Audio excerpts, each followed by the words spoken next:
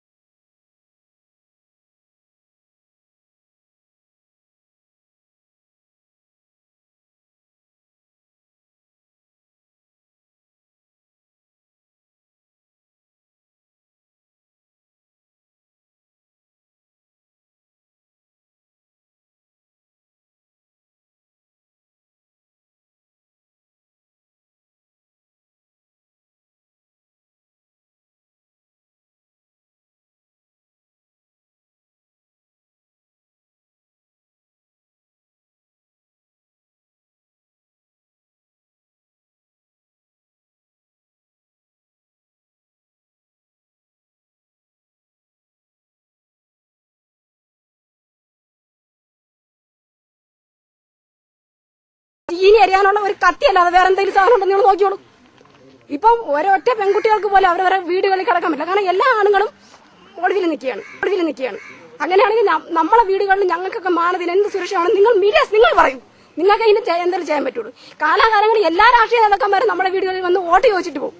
പിന്നീട് ഞങ്ങളുടെ ജീവിതത്തിൽ എന്ത് സുരക്ഷിതത്വമാണ് അവർ തരുന്നത്? ഇപ്പൊ ഇത്തിരി മുമ്പ് തന്നെ പോലീസ് വന്ന് എങ്ങനെയാണ് അറ്റാക്ക് ചെയ്തെന്ന് കണ്ടു. ഇനി ഞങ്ങളുടെ വീടുകളിൽ ഇരിക്കുമ്പോൾ ഓരോ പാർട്ടിക്കാരും വന്നിട്ട് ചോദിക്കുന്നത് സഹോദരന്മാരെവിടെ എന്ത് ചെയ്യുന്നു? ഞങ്ങൾക്ക് ഇതിന് കറക്റ്റ് മറുപടി ഇനി കറക്റ്റ് ഒരു ഇത് പറയാൻ പറ്റത്തില്ല. ഇതായിട്ട് എല്ലാവരും ഒളിവിലൊക്കെ തന്നെയാണ്. എല്ലാവരും ഒളിവിലാണ്. കയ്യിൽ കിട്ടിക്കഴിഞ്ഞാൽ നമുക്ക് സംരക്ഷണം തരേണ്ട പോലീസ് തന്നെ വന്നിട്ട് ഇതിന്റെ അനീതിയാണ്. ഇവളെ മീഡിയാസിനോട് പറയാൻ പറ്റാത്ത, മീഡിയാസിന്റെ മുന്നിൽ തുറന്ന് പറയാൻ പറ്റാത്ത രീതിയിലാണ് പറയുന്നത്. ഇങ്ങനെയാണ് പറയുന്നത്.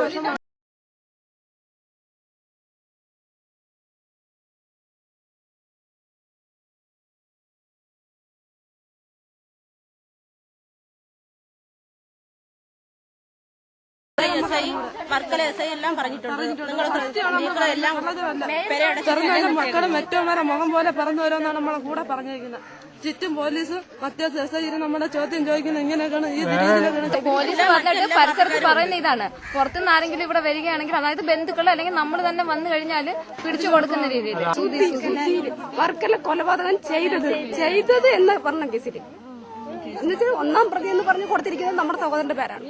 കാരണം അവൻ തന്നെയാണ് ഏറ്റവും നല്ല ഇതിന്റെ ക്ലാസ് എടുക്കുമ്പോഴത്തേക്ക് ഒരിക്കലും അവർ ഉറുമ്പിനെ പോലെ നോക്കാൻ പറ്റില്ല. കാരണം നമുക്ക് അറിയാവുന്ന കാര്യമാണ്. ഉറുമ്പിനെ പോലെ നോക്കാൻ പറ്റില്ല. അവൻ വാളെടുത്തു എന്ന് പറഞ്ഞു കഴിഞ്ഞാൽ ഒരിക്കലും ഇല്ല.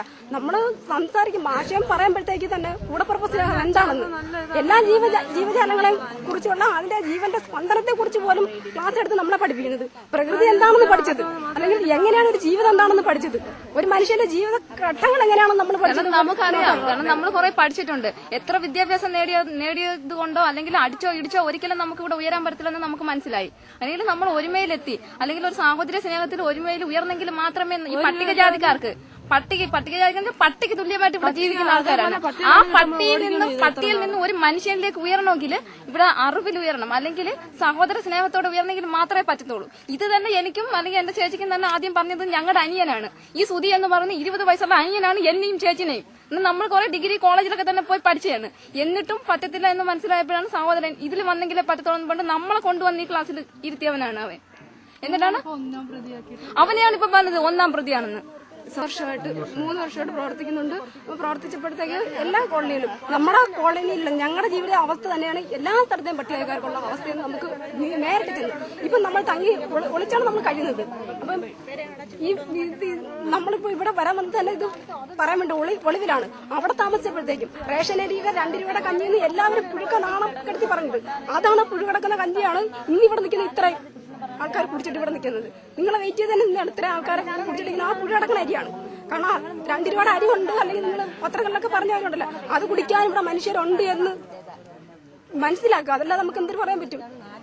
അത് അതേ കയ്യിൽ അത് അല്ല, വേറെ ജയചന്ദ്രൻ എന്ന് പറഞ്ഞൊരു സഹോദരനുണ്ട്. പിന്നെ കല്യാണം കഴിഞ്ഞൊരു കുട്ടിയുണ്ട്. ആ സഹോദരന്റെ ബൈക്കിലാണ് പോയെന്ന് പറഞ്ഞത്. അപ്പം ആ ബൈക്കില് അവ ഇവിടെ വന്നിട്ടുണ്ടായിരുന്നു. ആളിവിടെ അയാളുടെ ഭാര്യ ഇവിടെ സംഭവം ക്ലാസ് അറ്റൻഡ് ചെയ്തിട്ടുണ്ടായിരുന്നു. അപ്പൊ ഭാര്യയെ കൊണ്ട് വന്നിട്ടുണ്ടായിരിക്കാം. അതിനകത്ത് ഇവിടെ വന്നിട്ടുണ്ട്. അല്ലാതെ ഡീറ്റെയിൽ ആയിട്ട് അല്ലാതെ അറിയത്തില്ല. പിന്നെ അതല്ലാതെ അവരെ കുറിച്ച് ഈ സംഭവത്തിന് ശേഷം മാറിപ്പോയതാണ്. കാരണം എവിടെ വെച്ച് പിടിച്ചു കഴിഞ്ഞാൽ നമുക്കുള്ള DHRM എന്ന് പറയുന്ന സംഘടനയുടെ നിയമ ഉപദേഷ്ടാവാണ് അശോകൻ സാർ. അശോകൻ സാറിനെ കുറിച്ച് ഒരിക്കലും ഇങ്ങനെയുള്ള കാര്യങ്ങൾ അദ്ദേഹം തന്നെ വന്നിരുന്ന ഈ ക്ലാസ് കേൾക്കുകയും കാര്യങ്ങളൊക്കെ തന്നെ ചെയ്യുന്നുണ്ട്. അദ്ദേഹം ഒരിക്കലും ഇതിനെ ഒരു ചെയ്താണ്. നമുക്ക് അല്ലെങ്കിൽ ഭരണഘടനയിൽ കുറെ നിയമ പരിരക്ഷകളുണ്ട്. ഇതൊക്കെ തന്നെ കാരണം ഇതിനെ കുറിച്ചൊന്നും നമുക്കറിയത്തില്ല. നമ്മുടെ ആൾക്കാർക്ക് ഇതിനെ കുറിച്ചൊന്നും അറിയത്തില്ല. ഇങ്ങനെ കാര്യങ്ങളുണ്ടെന്ന് ആ സാർ പറഞ്ഞപ്പോഴാണ് നമ്മളൊക്കെ തന്നെ നമ്മുടെ അമ്മമാരും ചേച്ചിമാരും അണ്ണന്മാരൊക്കെ തന്നെ അറിയുന്നത്. ഇങ്ങനെ കുറെ കാര്യങ്ങൾ പറഞ്ഞു തരുന്ന ആൾക്കാരാണ് ഇവരൊക്കെ തന്നെ പിടിച്ചു.